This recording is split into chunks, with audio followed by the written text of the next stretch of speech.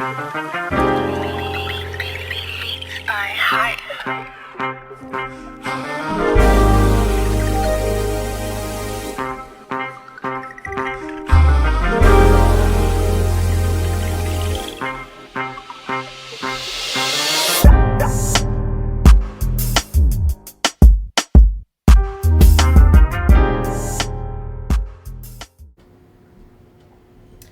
evening.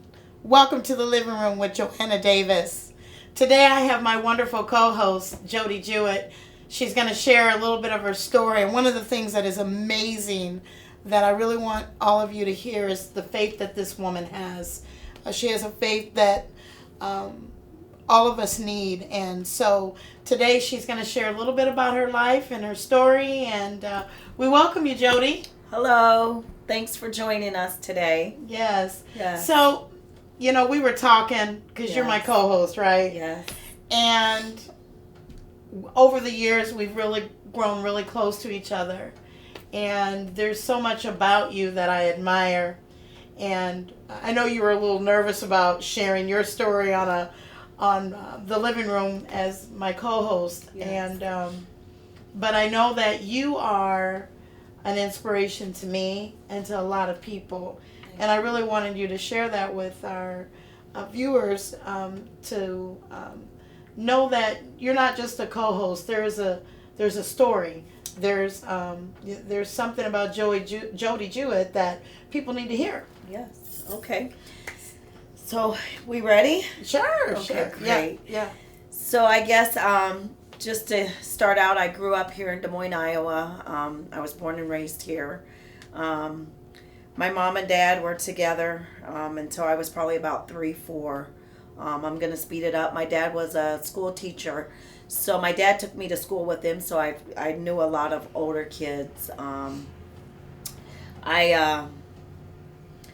the age of 5, I witnessed my father and my mother. We had a house.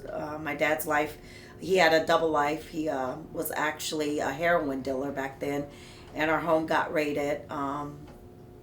So my dad ended up going to federal prison. Speed the story up a little bit. My mom was a single mother. She raised us. We grew up. I went to Hubble, Callahan, Roosevelt, so I grew up in the Ponderosa area. But my mom was a good mother. She worked all of her life, took care of us, provided for us. And then as I had a stepmother that my dad had started dating when he went to federal prison, who would take us in and out the prison to see my father. So we were still involved in my father's life. At the age of 15, at the age of 12, I'll back it up. I would go stay all night at my aunt's house, and my aunt was more of a partier, lived the party life. I'll back it up a little bit, though. Let me slow down a little bit. And so I had a great-grandmother, so I've been raised in church. I went to church. I got baptized when I was probably 10 or 11. I got baptized. Loved going to church. Loved spending time with my great-grandmother. Around the age of 12 is when I start wanting to be more me, the old Jodi, not who I am today, but being more curious about other people and staying all night with people. And I started smoking marijuana. That's where it led. I would go to my aunt's house and she would let us smoke marijuana. So at the age of 12 is when I first started using drugs. Around the age of 15, I had stayed all night with a girlfriend, and her mother smoked crack. And I was introduced to crack at the age of 15. I get emotional just thinking about who could give that to a child, because it changed my life. That's when my life spun out of control. At the age of 15, I started smoking crack out the pipe. Wow. I would want to go stay all night at this girl's house because I knew her mom would let us get high. I started stealing. I started doing all these things. I lost interest in school. I was jipping. My locker mate, she would write notes, forge my mom's signature, and get me excused out of school. Wow. So I'll speed it up a little bit more. Around 16, 17, I actually started prostitute myself to get high. A lot of older men, unfortunately, that my dad knew. My dad was a drug addict. They would offer me drugs and money because they knew I was on drugs, and I would start prostitute myself at a very young age to support my habit. My mom found out probably when I was like 16, and she sent me to Minnesota. It was supposed to be the best drug treatment in the United States. So I went to drug treatment down there. That was my first drug treatment ever. I've been in Toledo Girls Home. Yeah, I had a rough childhood at the age. Because Toledo's Girls Home is isn't that kind of like a prison for young girls? Yep, it's a juvenile home for young girls. Okay. And you went there at 16? I went there at I was 17. I was wanted at the age of 16. I ran for about a year and got caught. And you were running from the police. I had a warrant for my arrest. Oh, okay. A warrant for your arrest? Yeah, I had. Did you commit some type of crime? Yep. Yeah. Yep. So, back then, like I said, I was dealing with drugs, but there was a gentleman that I was dating, and he was kind of playing both fields with another young lady, and I we had gotten in a fight, and I stabbed her. Okay. And I had an attempt murder charge. Wow. And so I was on the run for that. Wow. I stayed at Toledo till I was 18, but I had ran until I was close to that age. So that was my first experience being incarcerated. And then at 18, I met my son's father. And he was older than me. He did crack. Wow. And so that was just my life. At 18, I had really started really getting into prostitution.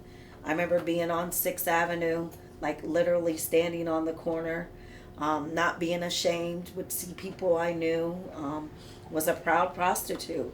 You know, that's how I made my living, and supported my addiction. And wow, Jodi. I remember being in and out of jail. I can only say wow right now because I know that had to have been a very, very dark place in your life at that time. Yeah. And to be put in that position at such a young age, because most people at 16, 17, 18, they're in high school, they're, maybe thinking about going to college, or, or they're really partying, doing other things outside of just, doing crack cocaine and standing on a corner prostituting to continue to get high. Yeah. So, and that's difficult. That's had to have been a very dark place for you. Yeah, like I said, what were you thinking? Well, I thought it was normal because, like I said, a lot of my father's friends, okay. My dad was a drug addict, so they did drugs, and, they would offer it to me, but I had to do things for it, of course. It was never for free. So it was like a normal way of living for me, that's, and I thought, hey, I'm cute. People want to pay for it. I thought it was cute back then. Yeah. I'm going to make them pay for it if they want this, And so at the age of 18, like I said, I met my son's father. He was on drugs as well.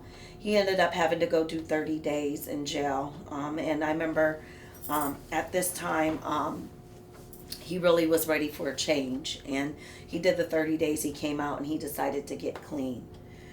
So I love this man. In order to be with him, I needed to change my lifestyle as well. So I had quit using drugs. Okay. Just stopped cold turkey. We had a really good life, but it was not a good life because we ended up start selling drugs. And at the age of 21 is when I got pregnant. And I had my son. My son was probably 6 months old when my son's father got indicted and ended up going to federal prison. So yeah, that was took a toll on me. I was used to this life. He left me with all this stuff that I would have been set for a long, long time. Money wise, financially. Ended up getting back on drugs when he went to prison. Yeah. So I'm just going to speed my life up. I'll say it was when I turned 20. Where's he at now? Is he still in prison? Or? Nope, he got out when my son was, I think, 10 years old. Okay. Yeah. I'm just giving you a short version of my story. My story is really deep. It would take us probably all day to tell my whole life story. Okay. So I ended up getting back on drugs. I got pregnant with my second child, my daughter. Got off drugs, stopped cold turkey again, and had my daughter. I had my son and my daughter. I was a drug addict at that time where I would hustle and sell drugs. So I never, went without it. People call it a functioning addict, I guess you could say. I'm going to speed it up a little bit. You don't have to speed it up. I want you to, if you feel that it's something you need to share. I want to get to the important parts of my story where I am today. Sure. So, yeah, I guess at the age of 27, I got pregnant again with my daughter. This time it was a struggle for me to really get off drugs. And I was 3 months pregnant, and I was on the run for a probation violation at this time. And I remember calling my PO, and I was like, I can't do this. I'm pregnant, and I can't stop on my own. I said, Wow. You've got to send me somewhere. I had a warrant for my arrest, so I was already wanted. And I'll never forget it. His name is Scott Jones. He was like, Jodi, I'm not going to send you to jail. I'm going to do something better for you. I've had so many people in my life that seen more in me than I seen in myself at that time. And he sent me to a place called Heart of Iowa. And it was a drug treatment in Cedar Rapids. Yes. Okay. So I went there and I got clean. And I was doing really good. I got out. I never completed the program. I don't think there was a treatment that I ever completed successfully. I would stay, I would get clean for some time, and then I felt like I could do this on my own, and I would always leave. And that's one of them. So I got out. I'm going to get you some tissue. I have some. Okay. Thank you. Yeah. But I remember getting out, and I thought I could do it on my own. And I did good for some time. And I met my very first husband. I was clean. Oh my goodness. I can't even say how long I was clean. I met my first husband. He had been clean. He had just got out of, the fort. He had been clean 6 months. And I remember I had a kind of a mentor, someone that I looked up to that told me, you can't get in a relationship, Jodi. You're not strong enough. I didn't listen to her. I ended up getting into this relationship with my first husband. And I'd say probably not even 3 months into our relationship, he relapsed and started using again. I was doing good. I had a good job, working, kids, my family, and my daughters actually called this man their dad, He had stepped up. He was doing really good, and he relapsed one night. It all went downhill. It was a spiral effect. I relapsed again.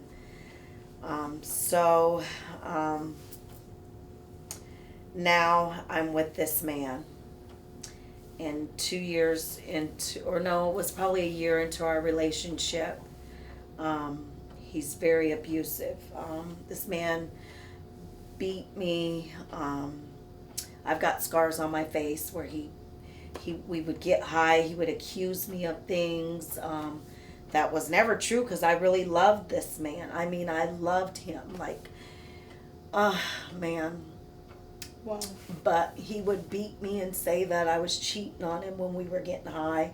We would go out and we would be making a drug transaction. He would accuse me of sliding the drug dealer my phone number, and then I'd have to go home and get beat. And I remember a beating one time like no other. He took, back then we had cordless phones, and he took a cordless phone, and I'm sharing this part because this is a lot of why my face is abused, and I have scars to this day. So every time I look in the mirror, I think about this abuse that I went through this day. But he took a cordless phone and he beat me so bad. Broke my nose. Not broke my nose, but he fractured my nose, and I got a permanent scar from that. Hit me in the side of my ear. My ear was split and they had to glue it back together. But yeah, that was the worst beating that I ever had. I remember his mom would come and she would visit, and I'd sit there with black eyes, and I'd be like, knowing your son did this to me. Like, what mother, and at that time, I really had a lot of, I want to say, hate for this woman, because I wanted her to talk to your son. I love him. I love this man. I don't love the abuse, but I loved him. And as a mother, how could you come and visit us and sit and look at me like this and not say one thing about, Edward, I can't believe you're doing this to her, or Can I stop you there for a moment? yeah. I just realized in this moment why we are so close. Because that same thing happened to me. I was beaten all the time, and this woman would see me that way, and she would say, "You deserve it." And she never protected me. She just let it happen. Yeah. And babied her son. Yeah. As if he was the innocent person. Yes. So, I just kind of wanted to throw that in there because, Yes. we're sharing our lives, and I didn't know that part of your story, and I'm sitting here and I'm like, wow, that was the same thing that happened to me. And he beat me so bad I was undescribable many a times. Yes. So, domestic abuse is real. It's real. It's And real. I encourage any woman that is in a domestic relationship. Yes. It doesn't turn out pretty. No. So if you're in one, you got to get out of it. Yeah, it could lead to death. It could lead to death. And it may not be on purpose. That's what a lot of women fail to realize, that, that it could have been a one blow. It could have been one punch that he hit me, and I could have been dead, Yeah. So Absolutely. it doesn't have to be a gun and an intentional killing, and I think a lot of people need to know that, but anyway, just, to add to what you say, I want to throw this in there because I think it's kind of funny and I need something to laugh about right now. Okay. But I remember my son, as an adult, one time, he had grabbed this girlfriend up one time. And I remember I went and I heard her scream, and I went flying down to his room, and I'd start wailing on him. I said, one thing you'll never be is a woman abuser. You'll never put your hands on women, So as a mother, I never could imagine a woman allowing their son to be an abuser, to allow that type of behavior, I guess I want to say. Yeah. So let me go ahead and finish. So the man, I was being abused. At one point in time, we had really got really heavy into drugs. I was always heavy into drugs, but to where I made a really bad decision one night, and I'll never forget it. It was 4:00 in the morning. It was winter time, and we had ran out of drugs, and we left. And my girls were in the home sleeping. And we left, and my daughter, she was 5 at the time, she woke up. And she was a very smart girl. And she went to the neighbor's house and asked the neighbor, could she use the phone to call her mom?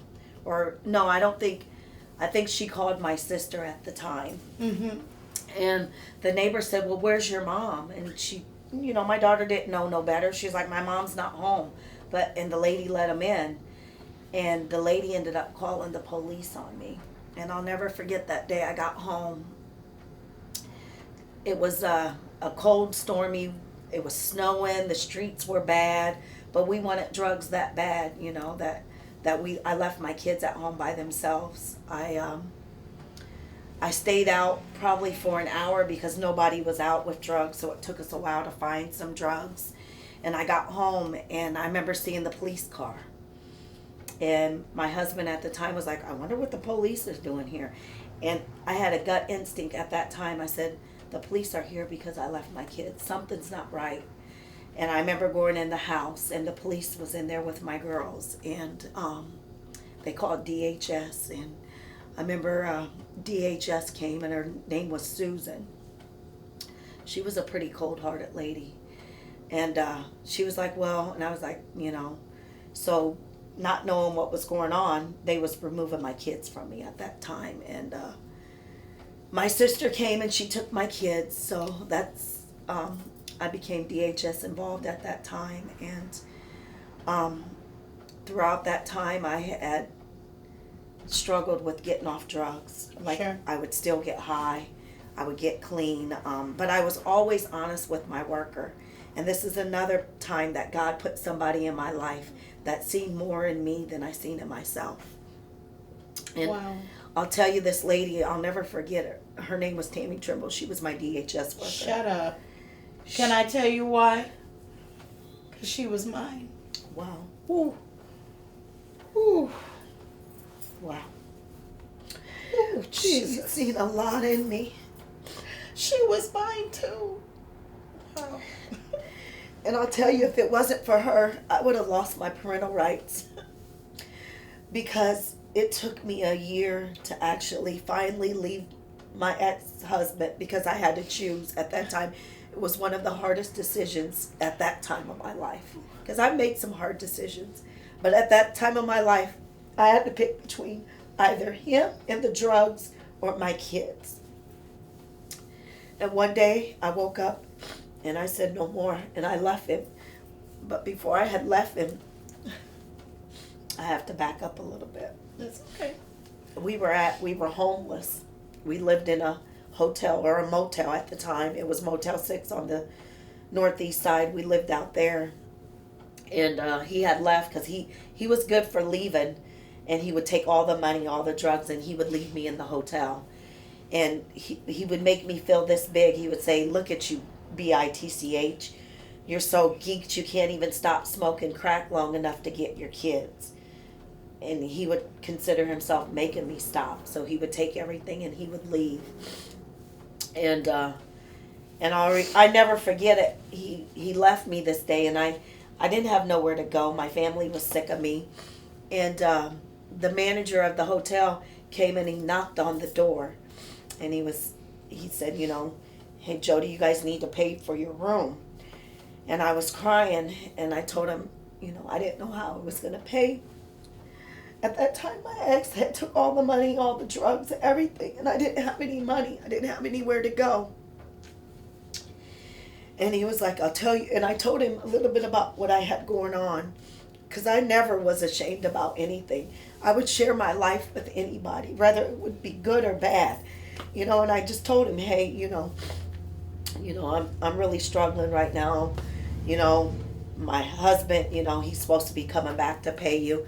So he's like, I'll tell you what, I'm going to give you guys till the morning to come up with your rent. Otherwise, you guys will have to leave.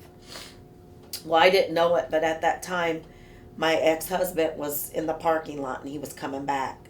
So he seen the man at the door, and he came in the hotel, and he looked at me, and I knew it was a beating coming. I knew it.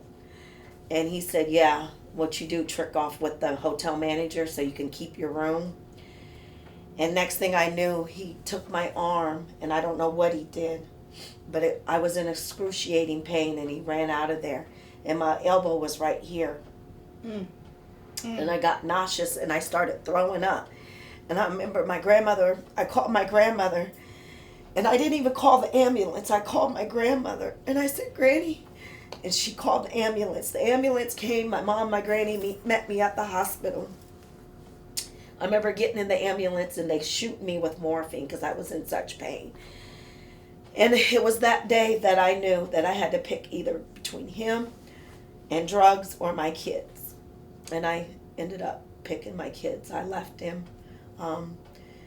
And God intervened at that time too, because God removed him out of my life, because I may have went back to him because he ended up going to prison. So at that time, I didn't divorce him. I still wrote him. I'd still visit him. I always wanted this man to be a changed man, but unfortunately he never changed. When I was with him, he didn't change it. Sure. So I ended up getting my kids back.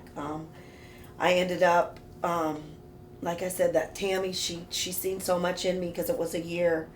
But the whole time I never lied to her, and I think that's why she had so much respect and so much hope and saw so much in me. I always told her when I was dirty, when I had to drop. I never dropped a dirty UA. I had confessed to being dirty.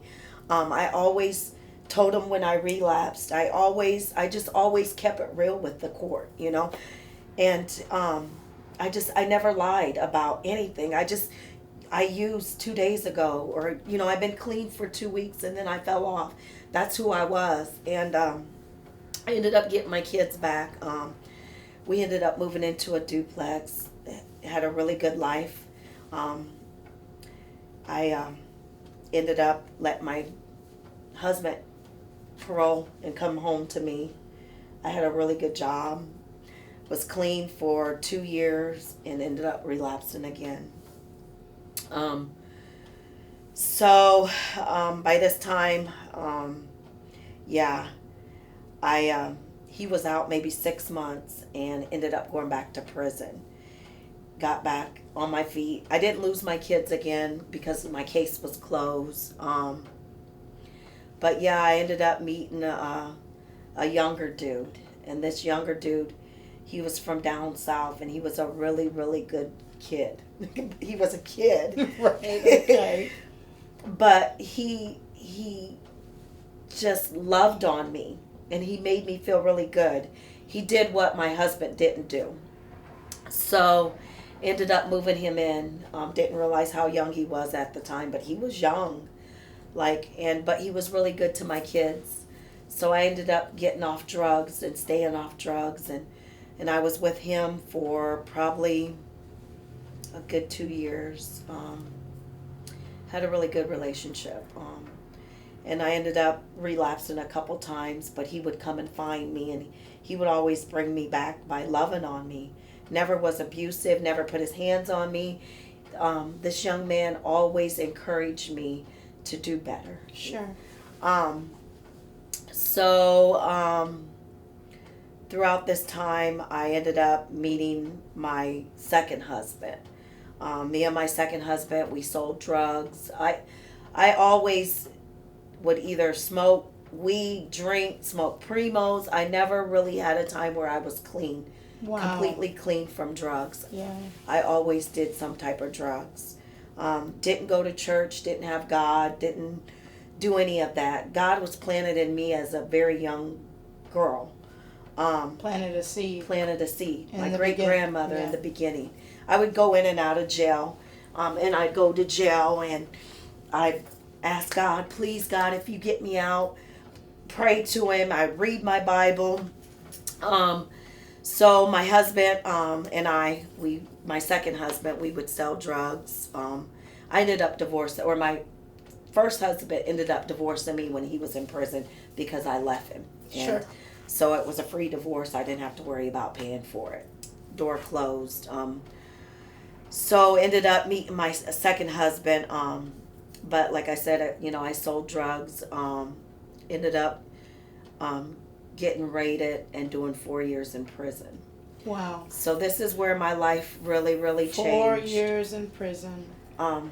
This is where Where were your kids then? My kids ended up going to my sister's house. Okay. Yeah. So no system. No system. No. You got your children Well, with your family. I was DHS involved. Yeah, again. But Okay. my sister ended up getting my kids again. Okay. And so I'll begin with got sentenced to 4 years in prison. 4-year mandatory. I got sentenced to 25 years in prison. So you got a 25-year sentence. 4-year You mandatory. had to do 4-year mandatory. Yeah. So you did 4 years. So I did 4 years in prison, and my husband at the time, this is where I really figured out that I needed something. And I didn't know what it was back then. But I knew that I was doing the same thing over and over again, expecting different results.